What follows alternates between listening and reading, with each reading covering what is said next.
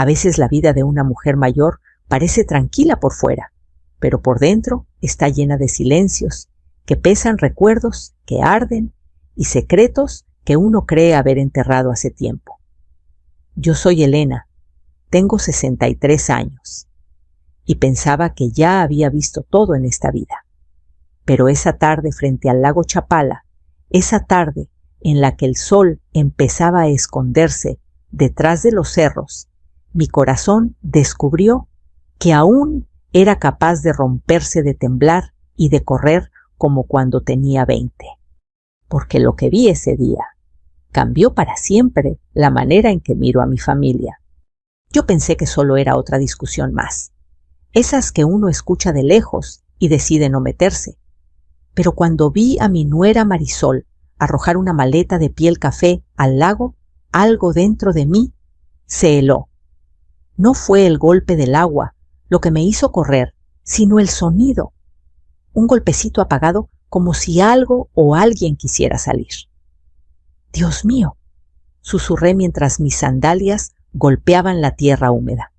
Corrí como no había corrido en años, con el corazón en la garganta y el alma en un hilo. No sabía qué encontraría al abrir esa maleta, pero sabía que nada bueno podía justificar ese sonido. El aire esa tarde estaba espeso, cargado de ese olor entre agua tibia y hierba húmeda que solo existe junto a Chapala. Yo había salido al porche para tomar un cafecito y descansar las piernas.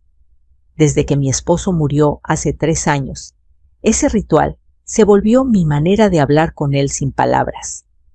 A veces le contaba cómo me había ido el día, otras veces solo guardaba silencio y dejaba que el sol me calentara las manos.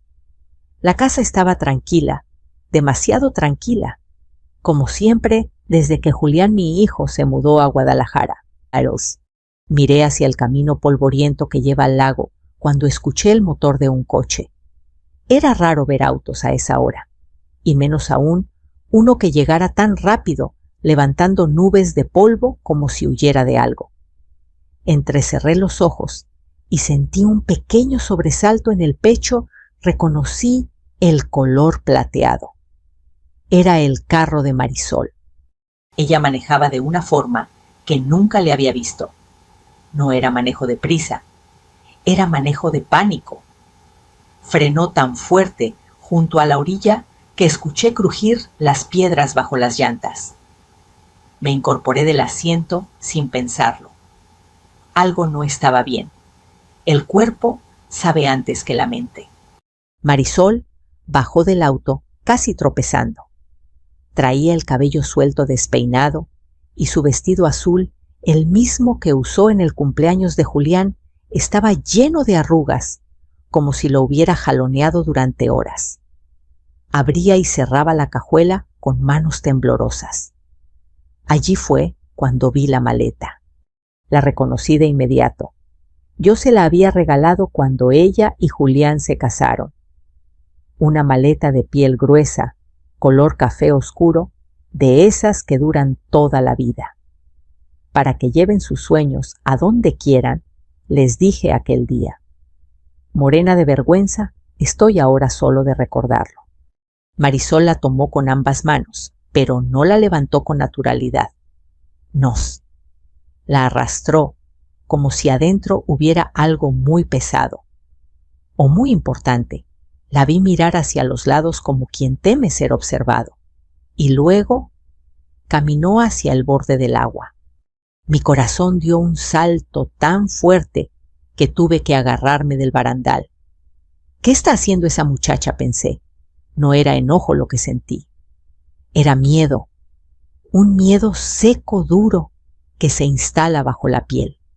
Marisol balanceó la maleta una vez, luego otra, y a la tercera la lanzó con una fuerza que nunca hubiera imaginado de una mujer tan frágil. El golpe contra el agua resonó por todo el lago. Era un sonido hueco, violento. Y entonces fue cuando lo escuché. Un golpecito, apenas un susurro dentro del cuero mojado, como si algo se hubiese estrellado contra el interior. Podría haberlo ignorado, podría haber pensado que era el agua entrando, pero no. Era un golpe, rítmico, débil, humano. La sangre se me heló. Sentí que mis piernas se movían solas bajando los escalones del porche a una velocidad que no sabía que todavía tenía. Corrí cuesta abajo, esquivando piedras, ramas, tratando de no caer. Cada paso que daba me repetía: no puede ser, no puede ser. Pero algo dentro de mí, llámale instinto de madre o simple intuición, sabía que sí podía ser. Marisol no me vio. Se subió al carro con tanta prisa que casi se le cae la puerta encima. Arrancó sin mirar atrás, sin sospechar que yo la había visto arrojar esa maleta al agua. Solo dejó polvo y el eco lejano del motor, alejándose hacia la carretera. Para cuando llegué a la orilla, la maleta flotaba a medias. No tenía mucho tiempo antes de que se hundiera por completo. El agua me llegó a las rodillas cuando finalmente pude alcanzarla. Me costó trabajo agarrarla, porque el cuero resbalaba, pero no solté.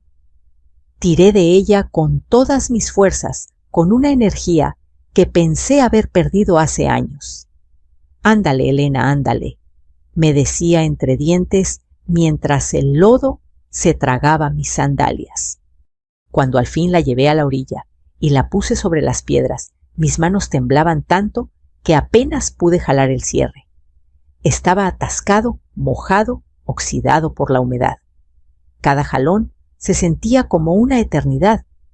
Por favor, repetía una y otra vez, sin saber qué esperaba encontrar. Hasta que finalmente se dio. Y lo que vi adentro me dejó sin aliento. Pero antes de contarte eso, déjame explicarte cómo empezó todo. Cómo una simple tarde tranquila se convirtió en la cadena de secretos más dolorosa y sorprendente que he enfrentado en mis 63 años. Cuando te hablé de esa tarde frente al lago, tal vez pensaste que exageraba, que mi reacción fue cosa de nervios o de soledad. Pero lo cierto es que los silencios de mi casa ya me habían enseñado a escuchar cosas que otros pasan por alto, pasos que no llegan, voces que se apagaron hace tiempo y pequeñas señales que indican que algo en la familia no anda bien. Y desde hace meses yo sabía en lo más profundo que Marisol guardaba un secreto. No sabía de qué tamaño era, pero el peso lo sentía hasta en los huesos. La historia comenzó mucho antes del sonido apagado dentro de la maleta. Después de la muerte de mi esposo Ramón, la casa se quedó tan grande que parecía que mis recuerdos tenían eco. Julián, mi hijo, venía a visitarme, sí, pero siempre con prisas. Entre el trabajo, la vida en Guadalajara y los gastos, apenas tenía tiempo de respirar. Yo lo entiendo. Así es la vida para los jóvenes hoy. Se la pasan corriendo sin saber a dónde van. Marisol, bueno, con ella nunca hubo una mala relación, pero tampoco una confianza verdadera. Era educada, amable siempre, con una sonrisa, pero una sonrisa que yo sabía que no me dejaba entrar del todo. No sé si me entiendes. Había cariño, sí, pero también una distancia fina, casi invisible, como una cortina de encaje entre nosotras. Al principio pensé que solo era cuestión de tiempo, pero con los meses esa cortina no se levantó.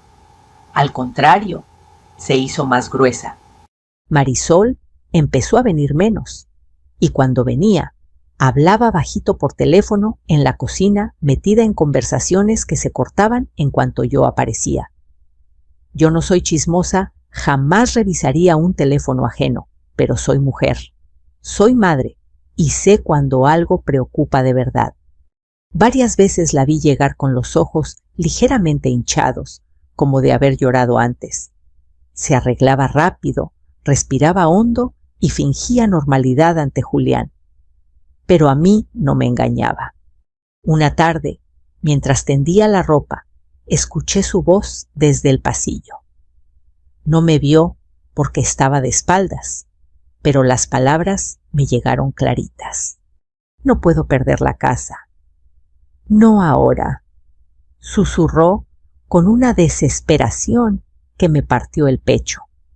Pensé que hablaba de su departamento en Guadalajara, no del mío. Jamás se me cruzó por la cabeza que se refería a mi hogar, ese que Ramón y yo levantamos a pulso durante más de 30 años.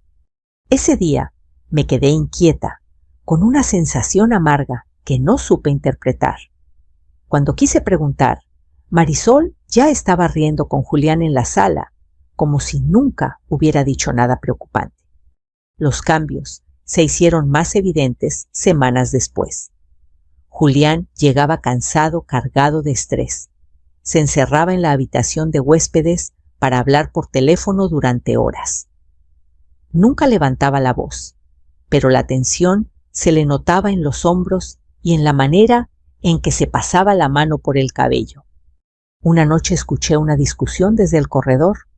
No eran gritos, era peor. Era ese tipo de pelea contenida donde cada palabra lastima más que un portazo. Te dije que no tocaras esos documentos, Marisol, dijo Julián, en un tono bajo pero firme. No me dejaste otra opción, respondió ella con la voz quebrada. Nos iban a quitar todo.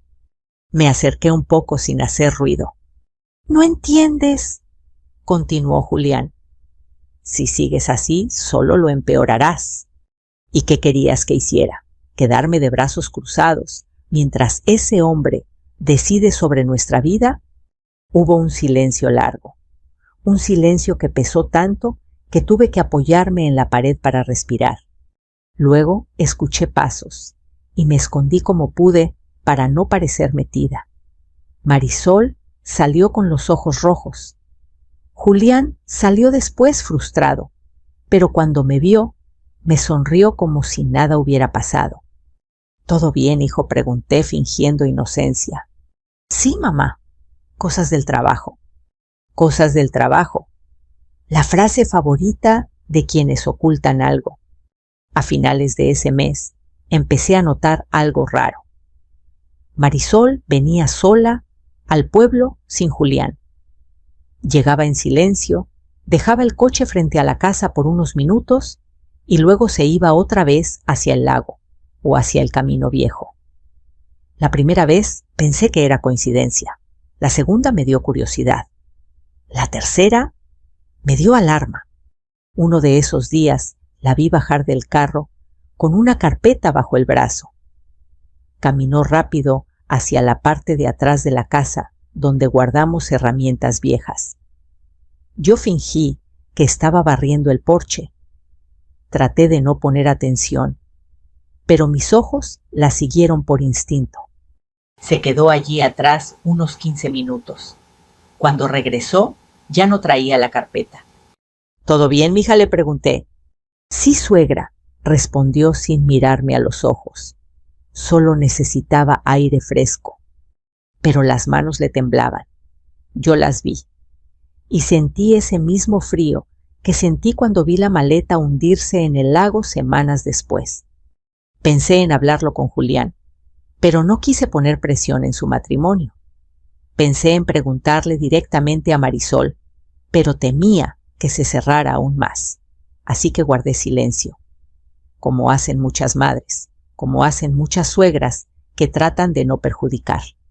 Y ese silencio mío, ese silencio fue el que nos llevó sin querer hasta el día del lago, porque antes de que Marisol lanzara la maleta, ella ya estaba perdiendo una batalla sola, y yo, sin saberlo, estaba dejándola pelear sin armas.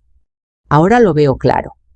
A veces las tragedias no empiezan con un grito, ni con un golpe, ni con un acto violento. Empiezan con un secreto pequeño, una conversación que no se tuvo, un miedo que uno se guarda. Y cuando menos lo esperas, todo explota frente a tus ojos. Cuando por fin abrí la maleta y vi su interior, sentí que el mundo se me hacía pequeño, como si todo mi pecho se apretara de golpe. No era lo que yo esperaba, o mejor dicho, No era lo que temía, pero tampoco era algo que pudiera dejar pasar.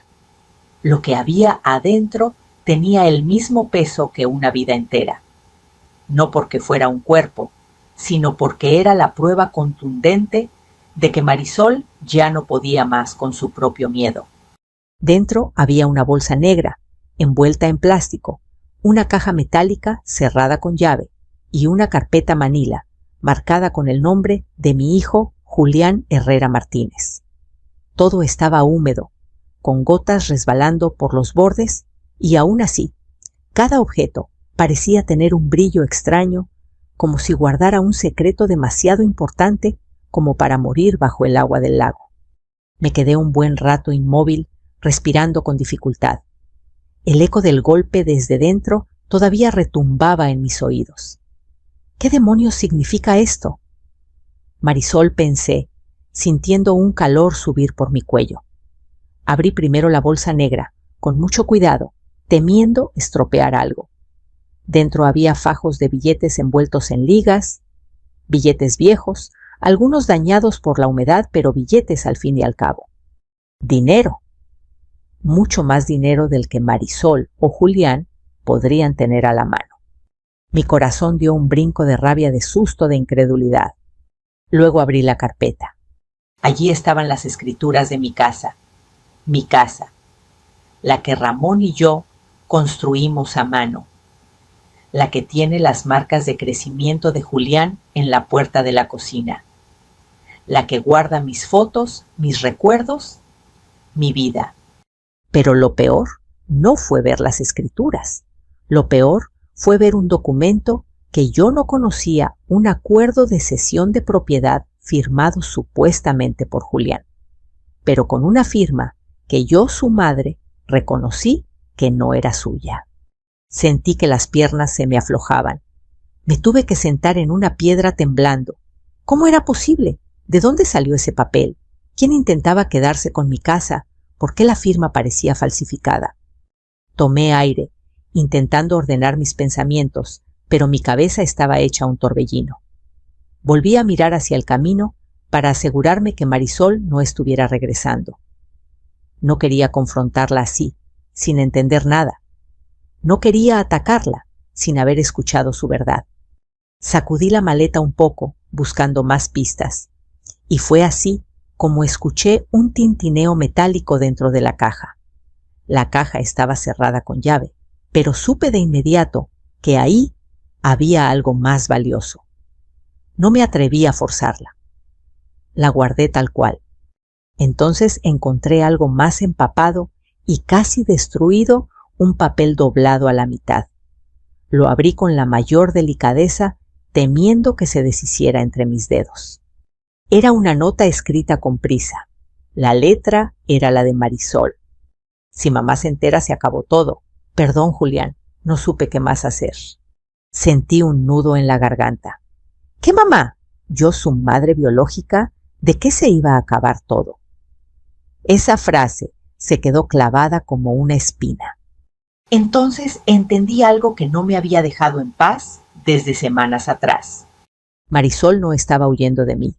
Estaba huyendo por mí, por mi casa, por algo que no había querido decir en voz alta.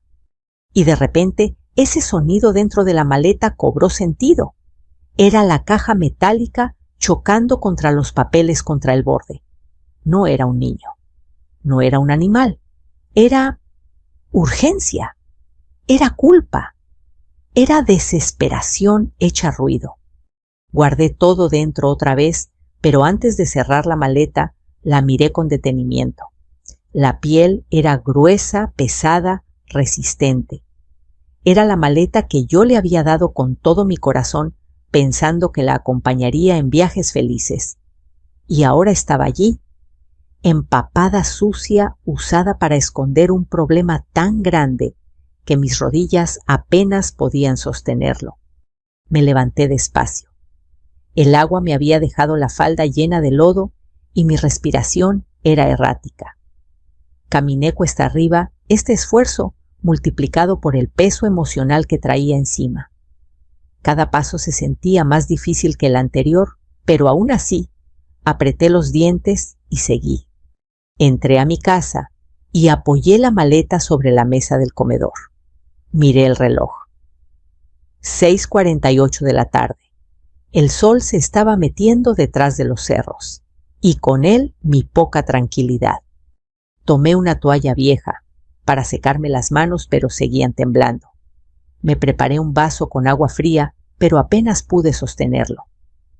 Entonces, como si la vida quisiera dejarme claro que ese día no había terminado, escuché un ruido afuera. 3 golpes secos en la puerta. Me quedé congelada. No esperaba a nadie. Marisol ya se había ido. Julián estaba en Guadalajara. Decidí acercarme despacio. Mi instinto de madre me decía que detrás de esa puerta no había buenas noticias. Cuando giré el picaporte, un escalofrío me recorrió la espalda. Afuera, bajo la luz tenue del foco, había un hombre que nunca había visto. Traje oscuro, mirada dura, postura de quien no pide permiso para hablar. ¿Es usted la señora Elena Herrera?, preguntó con voz grave. Tragué saliva. Sí. ¿Quién pregunta? El hombre alzó un pequeño sobreplástico hermético. Dentro había una copia de las escrituras de mi casa. Necesito hablar con usted, dijo sin pestañear. Es sobre algo que le pertenece y sobre su nuera. Mi corazón, que ya venía frágil desde hacía horas, se volvió de cristal. Y supe en ese instante que la maleta era apenas el principio. Me quedé en la puerta, sin moverme, sosteniendo el marco como si necesitara algo físico para no perder el equilibrio. El hombre frente a mí no parpadeaba. Su presencia llenaba el aire con una tensión que me hacía sentir como si la casa, mi refugio, durante tantos años, se hubiera vuelto de repente demasiado pequeña. ¿Puedo pasar?, preguntó finalmente. Dudé unos segundos. No me gustaba dejar entrar a desconocidos, menos aún en un día tan extraño y lleno de presagios como aquel. Pero la carpeta dentro del sobre, las escrituras mojadas en mi mesa, la maleta empapada, todo me decía que no tenía opción. Me hice a un lado. Pase. El hombre entró con pasos firmes y silenciosos. Tenía unos 50 y tantos, cabello entrecano, postura rígida, de alguien acostumbrado a las oficinas y los problemas ajenos. Su traje bien planchado contrastaba con mi blusa manchada de lodo y mis manos todavía húmedas. Soy licenciado Hugo Salvatierra, dijo mientras dejaba el sobre la mesa. Trabajo para una firma que asesora asuntos de patrimonio, herencias y litigios civiles. Y me temo que lo que voy a decirle no será agradable. El estómago se me apretó. Me senté sin que él me lo pidiera. Dígame de una vez, susurré. El hombre abrió el sobre y sacó una copia plastificada de mi escritura. Señora Herrera, usted sabía que su casa fue puesta como garantía en un préstamo hace 4 meses. Sentí que la sangre se me iba de la cara. ¡Que no! Eso es imposible. Yo no he firmado nada, absolutamente nada. Él asintió despacio, como si ya esperara mi respuesta. Lo sé, y precisamente por eso estoy aquí. Sacó otro documento, lo deslizó hacia mí. Mi nombre estaba allí junto a una firma que, aunque parecida, no era mía. La miré incrédula. Esta firma está falsificada, dije con un temblor que me llenó de rabia y miedo. Correcto. Y por eso la institución financiera nos contactó. El préstamo está en proceso de cobro y si no se aclara, podrían ejecutar la garantía.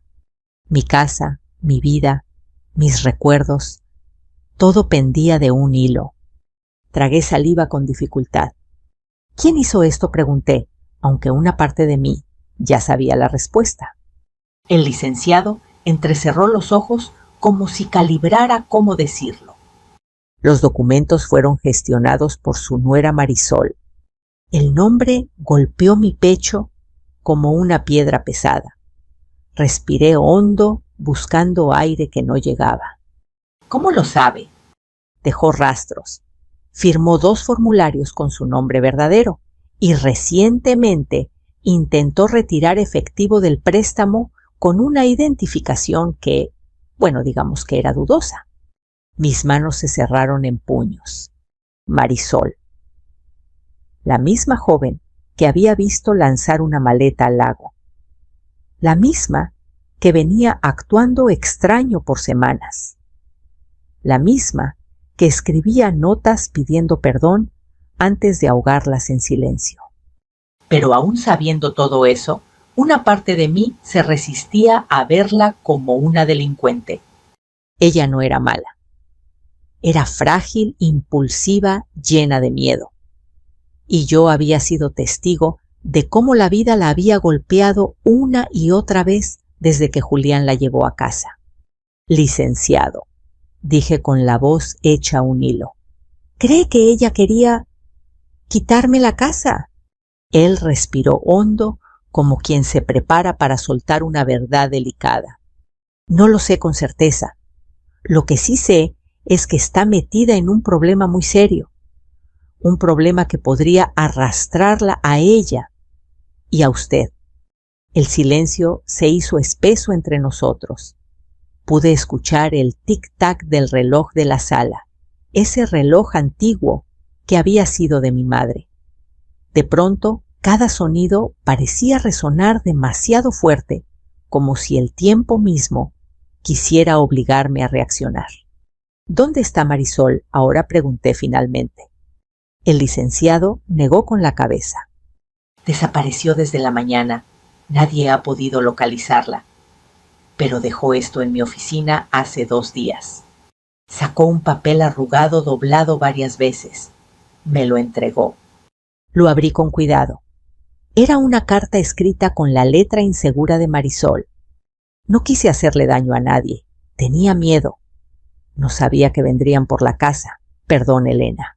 Solo quiero proteger a mi hijo. Mi hijo. Mi Julián. Algo dentro de mí se rompió. ¿Protección de qué? Pregunté casi sin voz. No lo sé, respondió él. Pero por la forma en que dejó esto en mi oficina, creo que ella siente que alguien la está presionando. Me llevé una mano al pecho. Un presentimiento viejo y molesto me hizo temblar. Licenciado, ¿cree que alguien más esté detrás de esto? Me miró fijo. Sí, alguien que sabe falsificar documentos, mover dinero, presionar a personas vulnerables. Y alguien que tal vez sabe que usted ha encontrado la maleta. Mi respiración se cortó. ¿Cómo sabe lo de la maleta? Pregunté con los ojos muy abiertos. El licenciado tomó aire y dijo lentamente, porque no es la primera vez que alguien intenta ocultar evidencia arrojándola al lago, y esa maleta no era la única. Un escalofrío me recorrió la espalda de arriba abajo. Señora Herrera no está sola en esto, continuó, pero necesitamos que nos diga todo lo que haya encontrado. Volteé hacia la mesa del comedor. La maleta empapada estaba allí, aún abierta con los documentos húmedos, el dinero, la caja metálica sin abrir. Entonces sentí un golpe seco en el pecho. No de miedo, sino de certeza. Hasta ese momento yo creía que Marisol actuaba por impulsos, por torpeza, por pánico. Pero ahora entendía algo más profundo. Marisol no estaba huyendo de mí. Estaba huyendo de alguien más. Alguien que había usado mi casa, su nombre y su miedo. Alguien que todavía andaba suelto. Me enderecé con una fuerza nueva en mi voz. Licenciado, si quiere la verdad aquí la tiene, pero primero dígame una cosa. Él levantó la vista. ¿Estoy en peligro? El silencio que siguió fue la respuesta más aterradora que pude haber recibido. El licenciado Salvatierra no respondió de inmediato. Su silencio era más inquietante que cualquier palabra. Se ajustó los lentes, dejó el sobre la mesa y exhaló despacio, como si pensara cuidadosamente cómo no asustar a una mujer de mi edad, aunque ya era demasiado tarde para eso. Señora Elena, dijo al fin, creo que sí. No un peligro mortal, al menos no según lo que sabemos, pero sí un peligro real. Uno que involucra dinero, presión y personas que no temen usar a otros como herramientas. Mi piel se erizó. No sabía si era por el frío que había quedado en mi ropa mojada del lago o por las palabras. ¿Personas? ¿Quiénes? Pregunté tragando saliva. Él abrió la carpeta, revisó algunas hojas y señaló un nombre subrayado. Este préstamo no fue gestionado por su nuera sola. Hay un asesor independiente que aparece como intermediario. Un hombre que ha estado vinculado con fraudes menores en Morelia, Uruapan y una investigación pendiente en Tonalá. Señaló el nombre. Roberto Argüello. Un escalofrío me recorrió la espalda. Ese nombre, yo ya lo había escuchado. ¿Lo conoce?, preguntó él con el ceño ligeramente fruncido. Me llevé una mano al pecho. Hace 2 meses este hombre vino a mi casa diciendo que trabajaba con Julián. Quería convencerme de invertir en un proyecto seguro. Yo lo rechacé. Pero ahora pienso que no fue coincidencia. El licenciado cerró los ojos como quien confirma una sospecha. Entonces Marisol no actuó sola. Fue manipulada, presionada o engañada por este hombre. Miré la maleta, la caja metálica, la nota de Marisol pidiendo perdón. Todo empezaba a encajar de una manera que me dolía aceptar. Licenciado, ¿cree que Marisol está en peligro? Su mirada fue directa. Sí, y creo que usted también si no actuamos con cuidado. Yo nunca había sido una mujer valiente, pero el solo pensar que mi nuera imperfecta, impulsiva, miedosa, pero buena en el fondo, pudiera estar sola ante alguien así, me llenó de una fuerza que no sabía que tenía. Inspiré profundo. Dígame qué tengo que hacer. Primero necesito ver todo lo que había en la maleta. Asentí. Me acerqué y comencé a sacar los objetos, la carpeta con las escrituras, la bolsa con dinero, la carta de Marisol y la caja metálica. El licenciado se inclinó hacia adelante. ¿No la ha abierto? No respondí, estaba cerrada con llave. Él examinó la cerradura. No está reforzada. Podríamos abrirla con una herramienta simple. Tiene un destornillador. Fui a buscar uno al cajón donde guardo herramientas básicas. Cuando regresé, él ya había acomodado la caja sobre un trapo seco como si fuera evidencia de un crimen. Voy a levantar la tapa con cuidado, advirtió. Si hay documentos importantes podrían dañarse. Metió la punta del destornillador en la pequeña ranura y aplicó presión. La caja cedió después de un par de rechinidos. Cuando la abrió, los dos nos quedamos en silencio. Dentro había un celular antiguo sin batería, una carpeta pequeña con varios recibos, fotografías arrugadas y un llavero con una llave muy peculiar marcada con una R. Sentí un vuelco en el estómago. ¿Ese celular?, susurré. Es de Marisol. Se lo quitó Julián cuando discutieron por última vez. Salvatierra encendió su linterna para revisar mejor. Este modelo puede tener mensajes o datos útiles si conseguimos un cargador. Luego abrió la carpeta de recibos. Yo observaba cada uno con creciente inquietud. Todos estos pagos, murmuró, él fueron hechos por Marisol a la misma persona. ¿Lo ves?, señaló el nombre de nuevo. Argüello. Pequeñas cantidades primero, luego más grandes. Era evidente. Ella le estaba pagando. ¿Por miedo, por chantaje, por algo que no había querido decirnos? Las fotografías eran incluso más inquietantes. Eran fotos tomadas desde lejos, fotos de mi casa, de la puerta, del jardín, de mi auto, algunas tomadas de día, otras por la noche. Mi respiración se aceleró. ¿Quién tomó estas fotos?, pregunté con la voz apagada. El licenciado levantó una de ellas. Por el ángulo, por la distancia, diría que alguien las tomó escondido vigilando la casa. Se me doblaron las rodillas. Me sostuve en la mesa. Licenciado, ¿acaso nos estaban vigilando? ¿A mí? ¿A Marisol? Él asintió con gravedad. Es probable. Esto parece trabajo de alguien que quería asegurarse de que Marisol cumpliera con algo. Y si ella intentó salirse, pudieron haberla amenazado. Me senté, todo giraba. Los nervios vibraban dentro de mí como un cable pelado. Y la llave, pregunté recuperando un poco de fuerza. Salvatierra la examinó.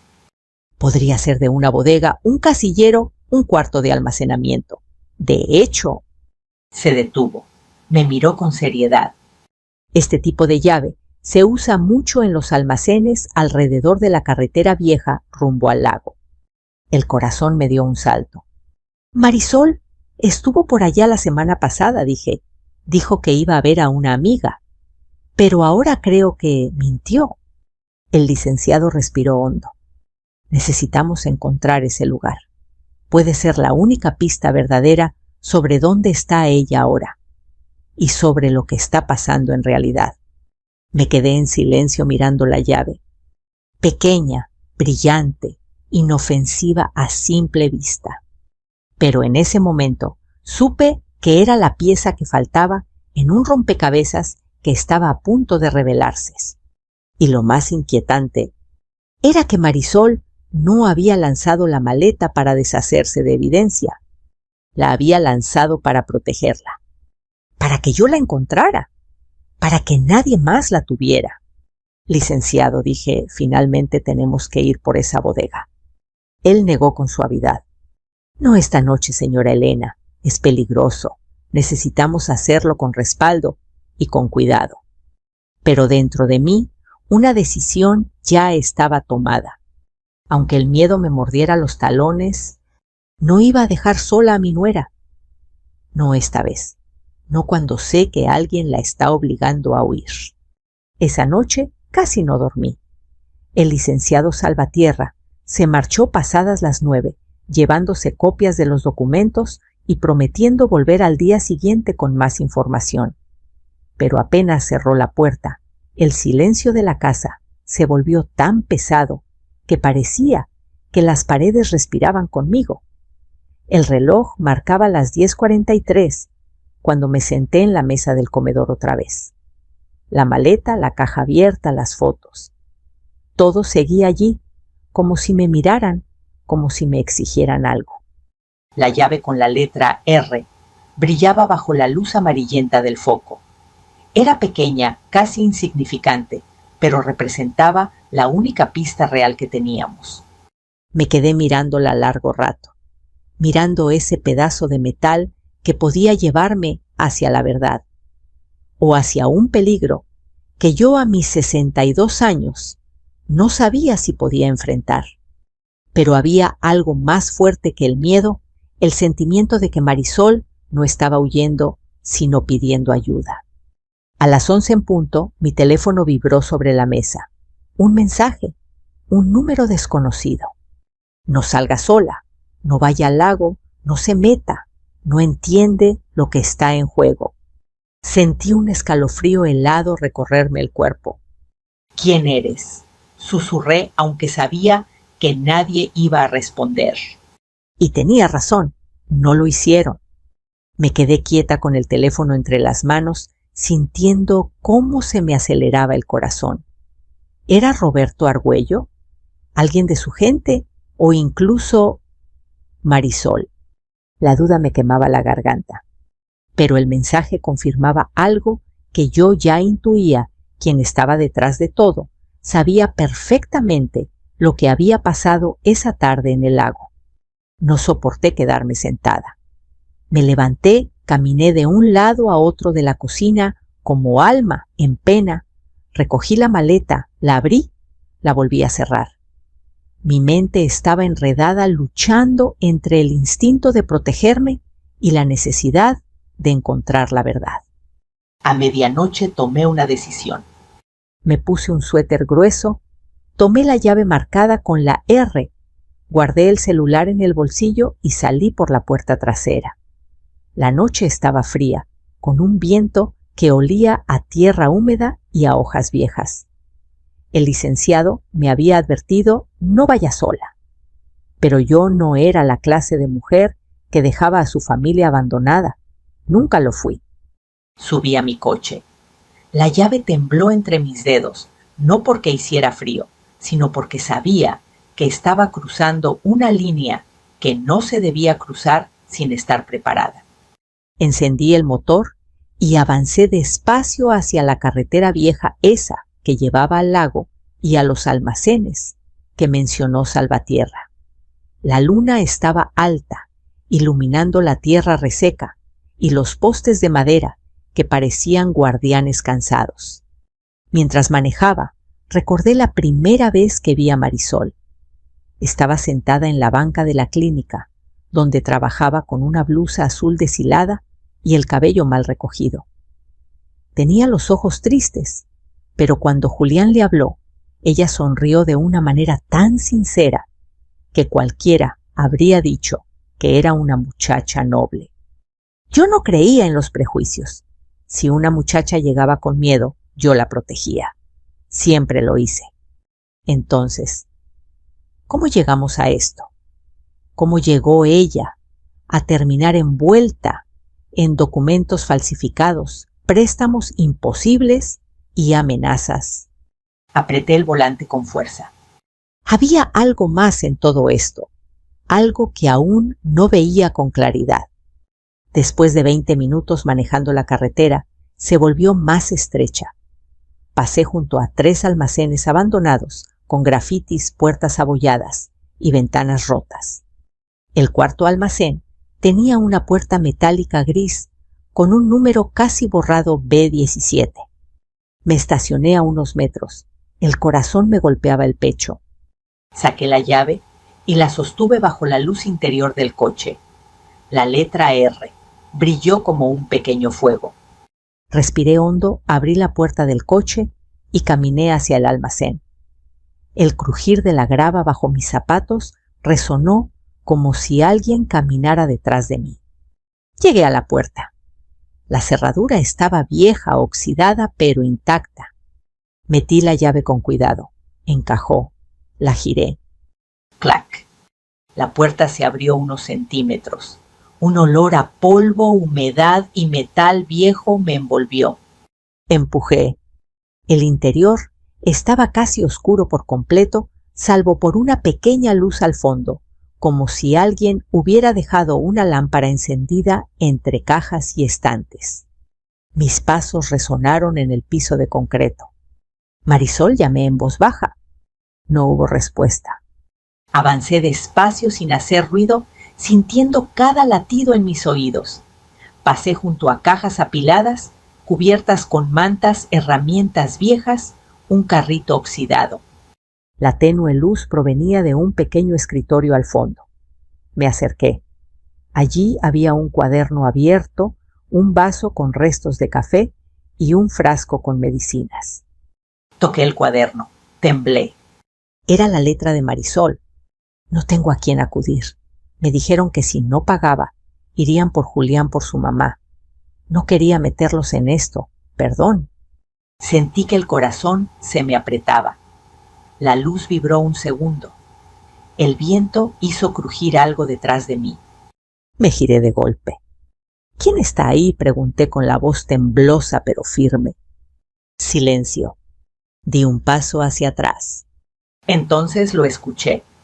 Un movimiento rápido, seco, como alguien alejándose entre las cajas. Luego un susurro que apenas pude oír. No debía venir sola, señora Elena. Se me heló la sangre. No reconocí la voz. No era Marisol. —¿Quién eres? —dije retrocediendo hacia la puerta. El sonido se acercó. Un eco más claro, más firme. Ya llegó demasiado lejos. Mi corazón se detuvo un segundo. Roberto, pregunté con un hilo de voz. El silencio respondió, pero un segundo después escuché pasos detrás de las cajas del fondo. Rápidos, decididos. Tomé aire, di un paso atrás, otro, hasta que mi espalda chocó con la puerta metálica y supe que si no salía de allí, en ese mismo instante, algo iba a suceder. Cuando mi espalda chocó contra la puerta metálica, sentí que el aire se me escapaba en un solo golpe. El eco de los pasos acercándose retumbaba dentro del almacén como si el edificio entero respirara amenazante. Mi corazón latía tan fuerte que pensé que ese desconocido podía escucharlo. —No tenga miedo —dijo una voz desde las sombras—. Nadie quiere hacerle daño. Mentira. La forma en que esa voz vibraba en el aire me decía lo contrario. Tragué saliva. Mis manos buscaban instintivamente la manija de la puerta, aunque sabía que si salía corriendo podría tropezar, caer, y quedarme allí atrapada con quien fuera que se escondía detrás de las cajas. —¿Quién es usted? —logré decir, aunque mi voz sonó más frágil de lo que quería. Los pasos se detuvieron. El silencio llenó todo como una sábana fría. Y entonces lo vi. Un hombre salió de entre las cajas, alto, moreno, barba descuidada, camisa abierta en el cuello. Y esa mirada dura que no necesitaba palabras para advertir que era alguien acostumbrado a imponer miedo. Roberto Argüello. Tenía que ser él. Pero para mi sorpresa no estaba solo. Detrás de él, medio escondida, estaba Marisol. Pálida, ojerosa, con el cabello desordenado y una expresión que me apuñaló el corazón. —Elena —susurró ella con la voz quebrada—, no debía venir. Te dije que no te metieras. Sentí un nudo en la garganta. —Mi niña —susurré—, ¿qué te hicieron? Ella bajó la mirada. Sus manos temblaban. Roberto soltó un bufido. —No dramatice, señora. Nadie le está haciendo nada. Ella solo debe cumplir con un acuerdo. Y usted apareció para complicarlo todo. —¿Un acuerdo? —pregunté, alzando la voz sin querer. ¿Es por eso que falsificaron mi firma? ¿Por eso la endeudaste? ¿Por eso la vigilabas? Roberto sonrió sin humor. —Negocios, señora Elena. Solo negocios. Marisol sabía lo que hacía. Marisol negó con la cabeza con lágrimas silenciosas. —No, yo solo quería proteger a Julián. Este hombre me dijo que si no pagaba, lo perderíamos todo. La casa, el trabajo, hasta la tranquilidad. Entonces entendí. Todo cobró sentido. La desesperación de Marisol, la maleta lanzada al lago, la carta pidiendo perdón, el miedo escondido en cada gesto suyo durante semanas. Ella había sido víctima del chantaje, la manipulación, del temor constante. Mi pecho ardió de rabia. —Usted abusó de ella —dije entre dientes—, y quiso usar mi casa como anzuelo. Roberto dio un paso hacia mí amenazante. —Cálmese, señora. No vine a discutir con una anciana. Solo vine por lo que me corresponde. —¿Qué es lo que quiere? —pregunté, aunque el temblor en mis manos era evidente. Él sonrió, y en ese gesto vi todas las cosas terribles que hace la gente cuando piensa que nadie los detendrá. La carpeta dijo: los papeles, todo lo que había en la maleta, y la llave. Instintivamente apreté la llave en mi bolsillo. Y fue en ese mismo instante que escuché algo detrás de la puerta del almacén. Un motor, un auto frenando, luego voces, luego pasos. Roberto frunció el ceño. ¿Esperaba a alguien? Yo también fruncí el ceño. No había llamado a nadie. Pero entonces escuché una voz firme, clara, con autoridad. Policía, nadie se mueva. El licenciado Salvatierra entró primero, seguido de 2 agentes de seguridad privada y luego un par de policías municipales. El almacén se llenó de luz, de orden, de seguridad. Roberto levantó las manos sorprendido. ¿Qué demonios? ¿Cómo me encontraron? El licenciado se cruzó de brazos. Señor Argüello, la señora Elena no está sola en esto. Y usted cometió errores. Varios. Marisol rompió en llanto. Yo corrí hacia ella y la abracé con todas mis fuerzas. Lo que pasó después fue rápido. Los policías esposaron a Roberto. Confiscaron documentos, tomaron fotos, aseguraron el lugar. Marisol, temblando, contó todo cómo la había presionado, cómo la amenazó con perjudicar a Julián, cómo falsificó firmas y la obligó a pedir préstamos. El licenciado confirmó que había pruebas suficientes para abrir un proceso completo. Yo solo me quedé sosteniendo la mano de mi nuera mientras ella lloraba con la cabeza en mi hombro. Perdón, repetía una y otra vez. Perdón, suegra. Yo no quería meterla en esto. Tenía miedo. No sabía qué hacer. La abracé más fuerte. Ya pasó, mi niña. Ya estás a salvo. Lo peor ya pasó. Cuando por fin salimos del almacén, el cielo comenzaba a aclarar con un tono azul tenue como un recordatorio de que la noche más larga siempre termina dejando paso a la luz. El licenciado caminó a mi lado. Señora Elena, si usted no hubiera seguido la pista de la llave, quizá Marisol no estaría viva. Yo suspiré. Mi corazón aún dolía, pero ahora por razones distintas. Ella solo necesitaba que alguien creyera en ella, dije. A veces el miedo hace que uno cometa errores, pero eso no significa que sea mala persona. El licenciado sonrió suavemente. México necesita más mujeres como usted. No supe qué responder. Solo miré a Marisol, que estaba hablando con los oficiales, finalmente libre de ese peso enorme. Cuando llegamos a casa, las primeras luces del amanecer llenaron la sala. Me senté cansada, pero con una paz que hacía mucho no sentía.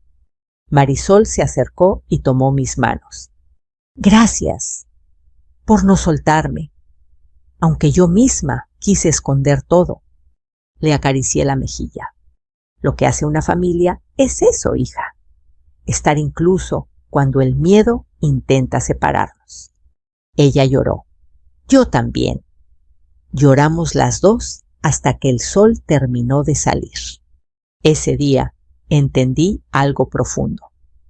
No todas las historias de terror terminan en tragedia. Algunas terminan revelando amor, fortaleza y unión. Y a quienes escuchan esta historia, quiero decirles algo desde el corazón.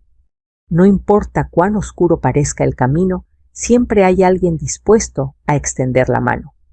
Siempre hay una verdad que merece salir a la luz. Y siempre hay una oportunidad para empezar de nuevo.